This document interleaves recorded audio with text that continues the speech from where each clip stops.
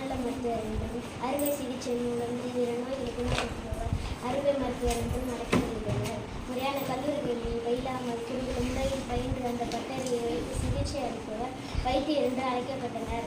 சித்த மருத்துவம், ஆயுர்வேத மருத்துவம், ஹோமியோபதி ஆகியவை கல்லூரிகளில் கற்பிக்கப்படுவதால்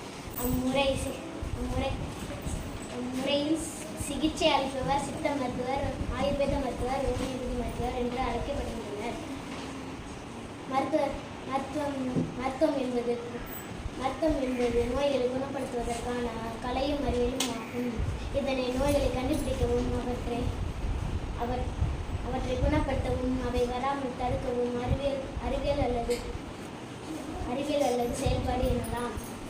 உடலில் உள்ள நோய்களை கண்டறிவது மட்டுமின்றி நோய்களை மனிதரை அண்டவிடாமல் பாதுகாப்பாக இருப்பதற்கும் வழிவகை செய்பவர் மருத்துவர் ஆகிய நாங்கள் தான். பண்டைய காலத்தில் இயற்கையோடு இணைந்து மருத்துவ முறைகளையும் தாண்டியது நவீன அறிவியலால் உருவான தடுப்பூசிகள், மாத்திரைகள் மற்றும் தொழில்நுட்ப வளர்ச்சியில் உருவான கருவிகளை பயன்படுத்தி மேற்கொள்ளப்படும் அறுவை சிகிச்சை முறைகள் என மருத்துவம் அதன் உயர்நிலையை எட்டியுள்ளது.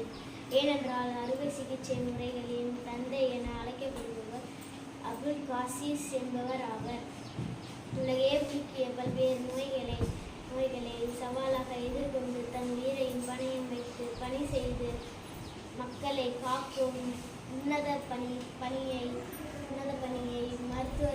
மருத்துவராகிய நாங்கள் செய்கிறோம். எனினும் சில மருத்துவர்கள் பணத்திற்காகவும் கவனக்குறைவாகவும் சில தவறான சிகிச்சை முறைகளை செய்கின்றனர்.